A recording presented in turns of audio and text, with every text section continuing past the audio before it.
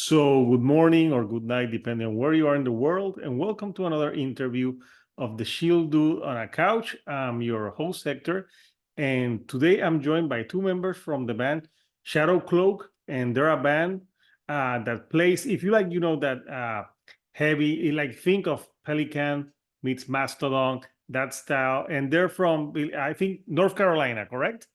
Correct. Yeah, so here have two members from the band, and we're going to talk about their EP that's coming out in May. So first of all, guys, how are you tonight? Doing very well, man. How about yourself? I'm doing good. So thank you for joining me virtually here on the couch in Puerto Rico. Nice. Nice, dude. Very cool. Yeah. So tell me, your name and what you do in the band. Yeah, so my name is Adrian. I play guitar and sing back band. I'm Dave, and I do vocals in the band. Awesome. So yeah, I listened to the EP and I got the promo. So tell us a little bit. You're a newer band. I believe this is your debut EP, correct? Yeah. So yeah, tell us a little bit about the history of Shadow Cloak and how you guys got together. So we got together. So during the COVID years, we kind of met. Asheville's a little bit smaller town. Everybody kind of knows each other in the music scene, and so four of us got linked up. I think to end of 2022 into 2023. I think is when we started jamming. And we were going under a different name, just kind of writing songs, just trying to feel each other out. Everybody had been off for about a year or two at that point. So I think it was just trying to get our feet under us and just working with new people. I've known a couple of the cats in the band for a lot of years. I'm from South Florida. Brian, our other guitar player, he moved up following after me, and it kind of all just clicked around the end of 2023 when we finished the record, and it was okay. Now we know what this is, what it sounds like, what it looks like, what it smells like. And yeah, then so 2024, we just tried to take off as quick as we could. Awesome. So what does it smell like? Yeah, beer, cigarettes, and weed, I guess, as everyone says. What does it smell like? I don't know. We all have incredibly different backgrounds. So like a couple of the guys in the band used to be in a metalcore band. Another dude was in like a straight up doom band for a long time.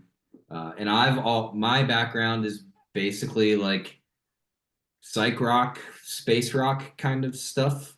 That's what I've been playing for the past 10 years in my other band. And these guys kind of tasked me with writing heavy metal songs.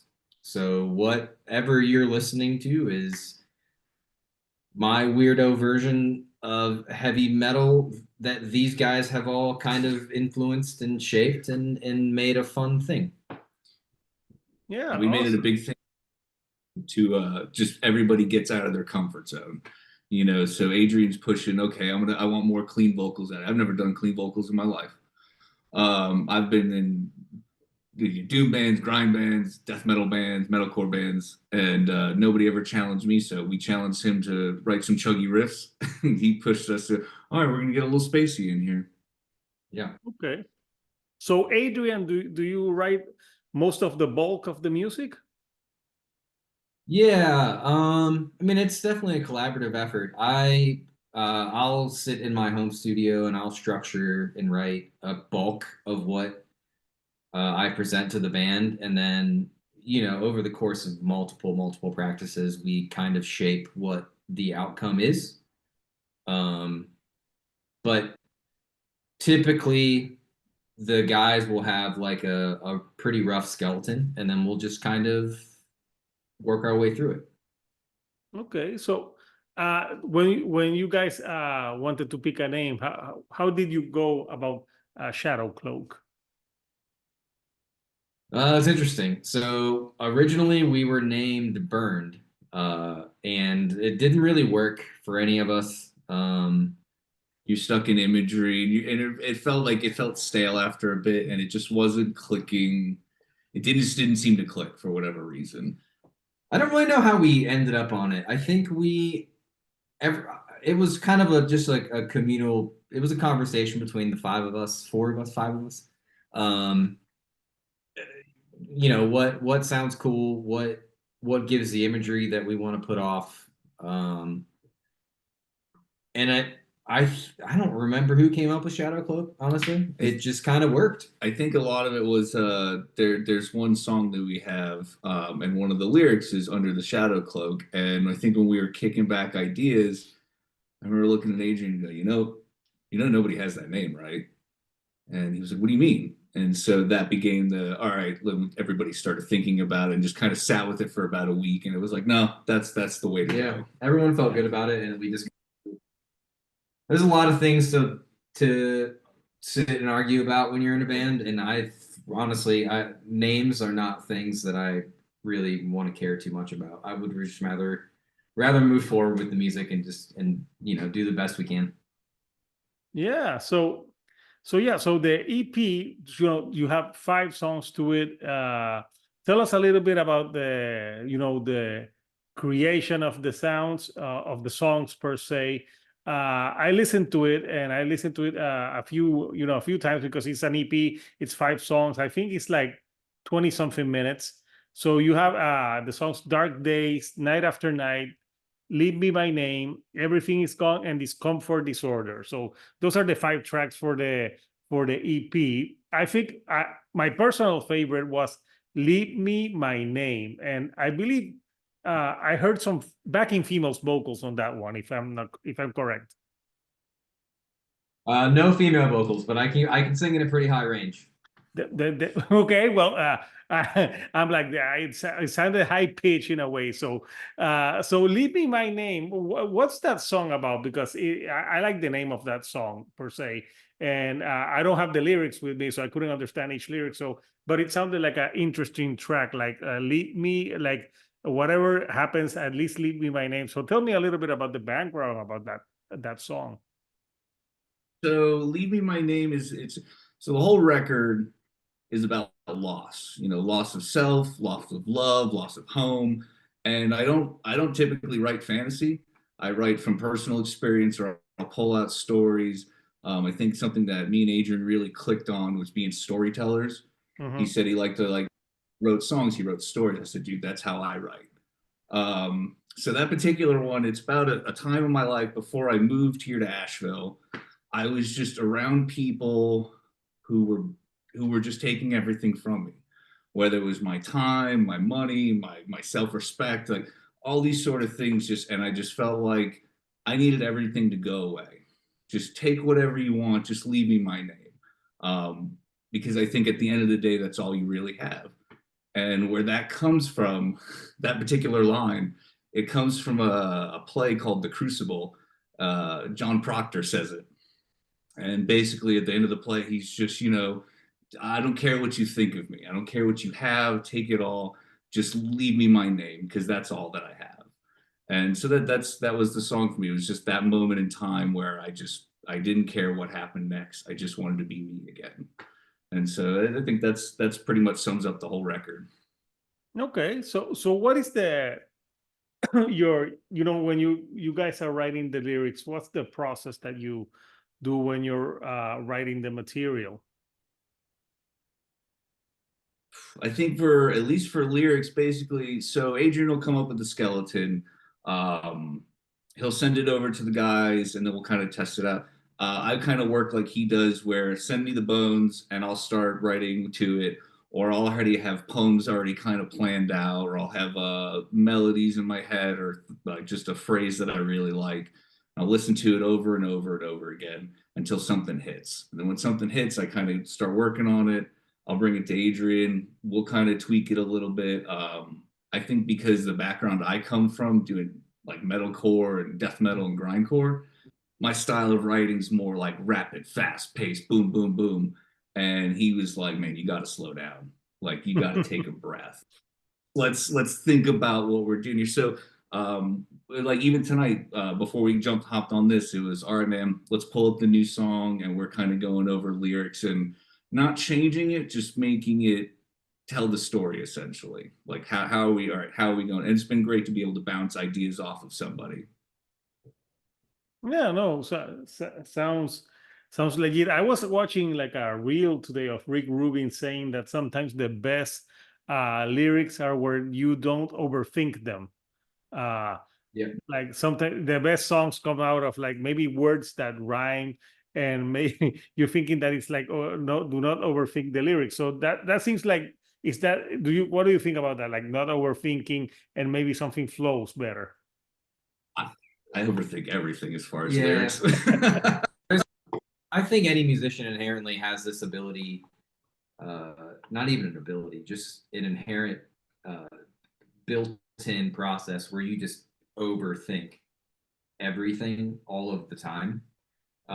What's nice about what the model we have working here is there's always like a checks and balance system working. So like I did all of the guitar tracking and the vocal tracking here at my house, and being able to look at Dave and just being like, yo, the idea is good.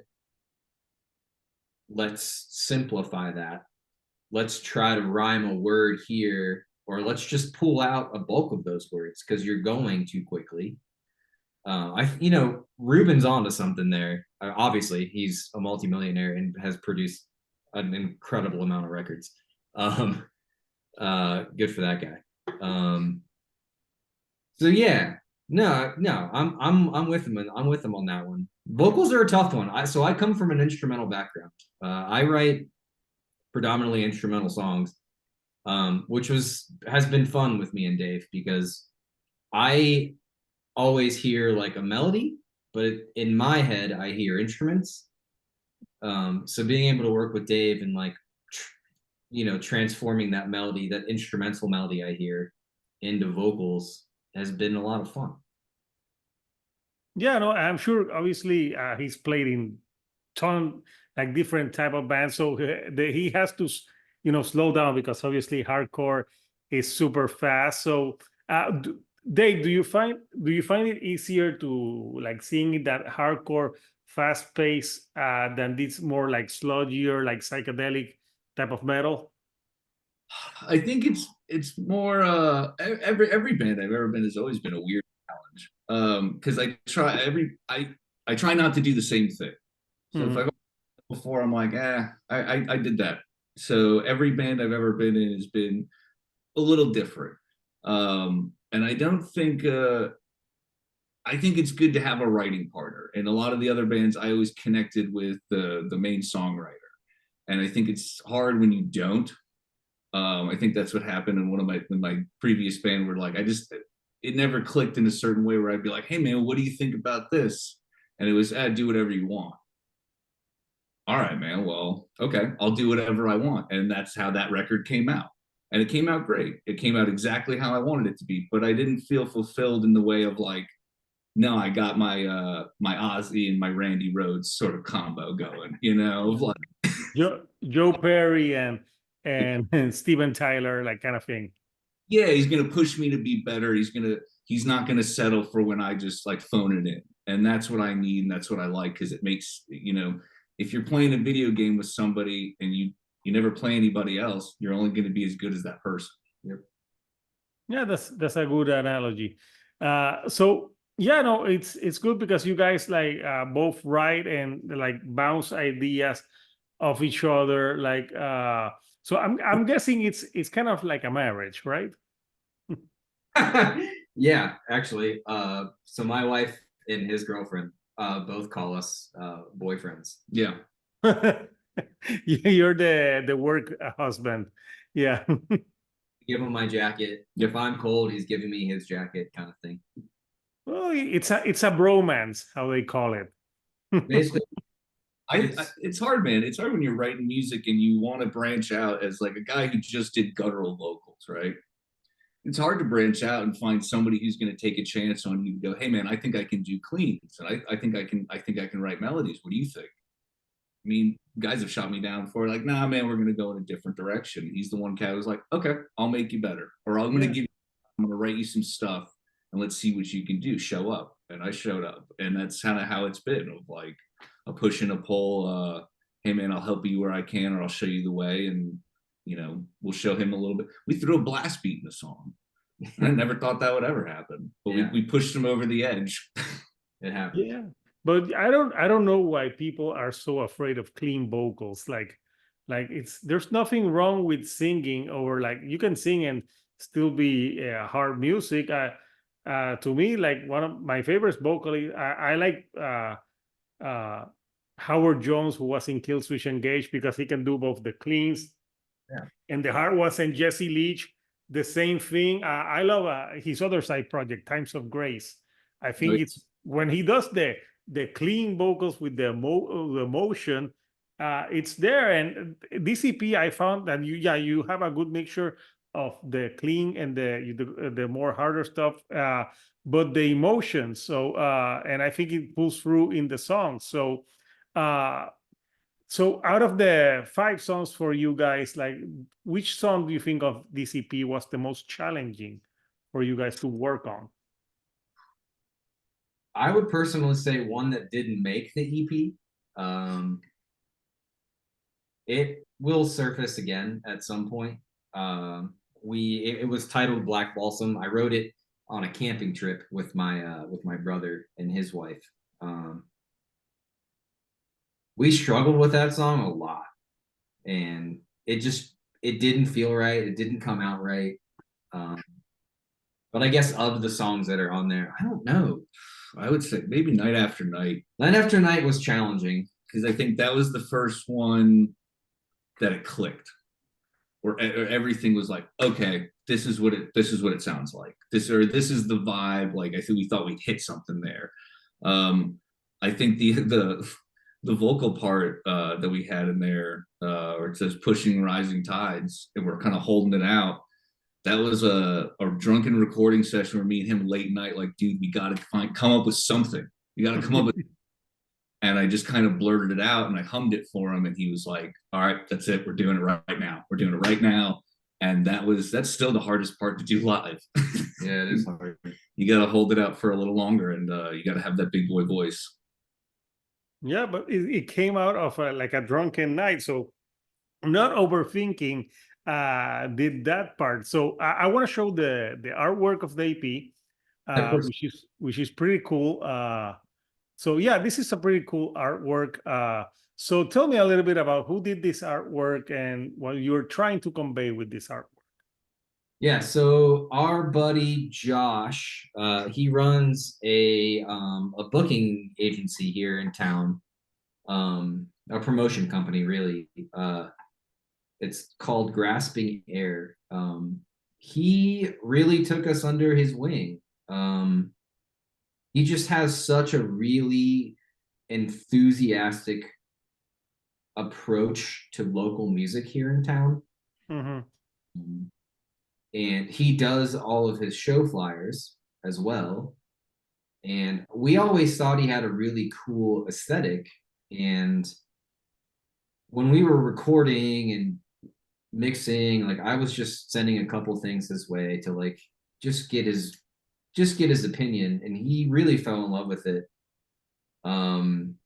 Dave had the idea of vultures and birds and something ugly and something pretty at the same time, and that's what we kind of pitched to Josh, and he did 3 or 4 different renditions of kind of what you're looking at, and this is the one we settled on. I don't know, I think the colors just really cemented what I envisioned, and then what I think Dave envisioned for what this record meant to us. Yeah, when you talk about not as far as not harping on things like what the name's going to be, when it came to what we saw, we're like, dude, you nailed it. Like that's it. That's something that's really cool. And it just kind of like it's that juxtaposition between something that's ugly and that's something that's really beautiful. You have these harsh mountains and you have these like flowers blooming in the front. There's going to be good times and there's going to be, essentially. Yeah, what I get from this artwork is, a lot of your music is like psychedelic. It feels like earthy, from like it's like a music that should be played outside. So I think it goes and with the artwork of the EP. So yeah, it really goes cool, and it would make a cool T-shirt too. Uh, so you guys, when you started as a musician and things like that, Dave, like for example, I'll ask each one, Dave, you being a vocalist, like which vocalist got you into heavy music? Into heavy music. Yeah, or music in general. Yeah, I was of the generation. I heard Slipknot for the first time, and that changed everything. That was the craziest, and that was the coolest thing I'd ever heard of just something that and it was the raw, like it was like the raw recording of it all, where it just sounded like this guy was going absolutely apeshit. And I didn't know what I didn't know what it was. I was young at the time, 99. Yeah. And I was just like, I got to get everything of that to me. And from there, then it just kind of spilled into like getting into heavier and heavier stuff slowly and slowly and slowly. And then, but yeah, Corey Taylor was the first like vocalist for me. Yeah. When you think about it, a band with 9 members financially doesn't sound like it's going to be profitable. Dudes from Iowa wearing jumpsuits and masks are millionaires. Back then too, I'm not the biggest Slipknot fan, but back then, if I remember correctly, they were like beating the shit out of each other on stage. It was just weird. Yeah. It was just like, I remember seeing it was that classic. I saw the record cover and I was like, I don't know what that is. Yeah. But I'm gonna listen to whatever that is. Like whatever that those guys are doing, I'm listening to it. Yeah. And I remember even just being confused when I first heard Liberate. I was like, what? That is a good what's going on in this song, man? And just listen to it over and over and over again. Yeah. So I think that's a good vocalist to get into heavy music. What about you, Adrian? What music or artist got you into heavy music? My first introduction to heavy music would probably be Metallica. That's a good one. Most guitar players do. My first introduction to music was probably Pink Floyd. My dad's a massive Pink Floyd fan. So that's kind of what I got into. That was my first ever concert. Explains the heavy with the psychedelic. Yeah. Nirvana is another huge favorite band of mine. Like, I know they're not necessarily the heaviest band, but the subject matter. I don't care. I love Nirvana. Yeah. The subject matter and the lyrics, some of the production, just what those guys kind of meant to me growing up, I think is pretty heavy. So I'd probably give it to Nirvana. Yeah, those are good influences. So being a new band, I think you guys basically, you don't have that pressure of like a band, like you have to have this sound because it's new. Have you guys have you played local shows in your area? Yeah. We've played I don't know, 15-ish shows. We went actually our first 2 shows ever when we were still Burned and not Shadowcloak. Some of my good friends in Horseprinter took us out on a weekend run, and that's kind of where I've heard that band, Horse. Yeah, you should listen to them because they're incredible. Yeah. But that's where we kind of trialed and errored what we really thought we could do with what we were doing. And that's when Dave and I really just kind of got to the grindstone and just decided that there's some things we need to adjust. But this is something that I think, has some weight behind it and we should pursue it. Yeah. Did you decide to, since you're a new band, that it's easier to put out an EP just so people can get a taste of what Shadowcloak is all about? And because when you're a newer band, and obviously interviewing bands, I know, doing a full length is expensive, and it's more time consuming, and doing an EP, and sometimes with people for now short attention span, an EP is like a length. We live in a world of singles. Like, when you were working on this, did you decided like, listen, guys, we're a new band, so I think the best thing to do is have an EP as an introduction for people to get into the band? That's a tough one. So we had these songs cooking for a little bit, and there was a moment where I almost feel like some of us maybe started to lose a little motivation. It was COVID, right? So like people are getting COVID. If someone gets sick, everyone thinks you have COVID. So like There's no gigs to play. yeah, playing gigs I know. practice was tough. And I honestly, for me, it was let's get this out, and then let's push. So we already have 5 songs done for the next record. Okay. Like the mindset was always just keep moving forward. Let's put these out. Your question is tough because the single mentality is totally a thing. Yeah, I know. I don't know if I can answer it. I think we're all kind of figuring it out together, just because I would say this is the first band in a while. I mean, everybody had previous bands or things like that where it's like trying to figure out the new landscape. Mm-hmm. What doesn't work anymore. Yeah, I'm old school. I like albums, uh, but like like each generation is different. But it's an EP. But most you have long songs like 6.5 minute songs. So I've seen albums now that are like 30 minutes. So I think it's relative to time. But so you mentioned you have more songs on the way. Are these new songs? Are you keeping like the theme of the first EP, or is there some different sonically in these new songs that you're working on? There's definitely a lot of growth in terms of the instrumentals on in vocals too. I mean, Dave was just showing me his lyrics for the couple of the new tracks, and like they're like I just just from finishing mixing in November to seeing these new vocals, it just feels like there's a massive leap. I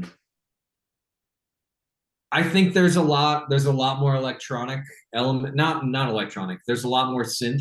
Okay. There's a lot more synth. The riffs are heavier. The songs are longer and bigger. And I just think that's a natural progression for what Dave and I kind of wanted to do and what we thought about this band. Your vision for the band, yeah. Yeah. As far as, at least vocally, I think the stuff I'm going into now is just like deeper, darker and deeper in a way.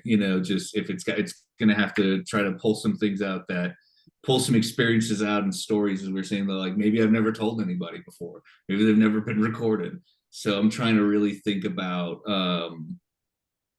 different moments that I think will stand in like our reflections of like just actually getting to the heart of things, as opposed to maybe going, oh well, I don't want to dive that deep. No, you got to push. Yep. Yeah, well, music is like therapy. It's Yeah. a good way to get stuff out, and it's cheaper than going to see. I don't know. No, it's not I'm not actually. entirely sure. Instruments are pretty expensive. Well, oh no, yeah, that is true. But yeah, at least when you buy them, you have them. You're not charging them for hour. So, so yeah. So, once you put out the EP, what are the immediate plans? Are you gonna play more? Do you have like a EP release show? Yeah, we have a show, an EP release show coming up in May here in Asheville, and then we've got multiple 4 or 5 day runs planned for the rest of the year, just with some friends. I think we're gonna do that and just kind of run that gamut, and then 2025, winter of this year we'll probably record the full length, get that done, and then I think next year we'll start to really kind of push and go on the road. Yeah, no, it sounds like a good plan. So this EP, is it going to just be released digitally for now? No, So we were gonna release it on because we were missing a song. We couldn't really fill out a 12-inch. So what we're gonna do is, because I just want physical things for people to enjoy enjoy. Yeah. We're gonna do a couple of runs of 7 inches. So we're gonna have 2 songs on one 7 inch, 2 songs on another 7 inch, and that's kind of what we're gonna have physically. Okay, awesome. So I'll put the link for the website for the band, so people who want to know when the tour dates are, what to expect from the band. Because I know there's still no song. I on YouTube, I think I saw you. There's like a clip of you guys playing live, but I didn't see anything like in the streaming services yet. Correct? Nothing Not yet. yet. No. That'll be So I'll drop on April. May 3rd. We have a single coming out. April 24th, I believe. Oh, which is the single that you guys are dropping?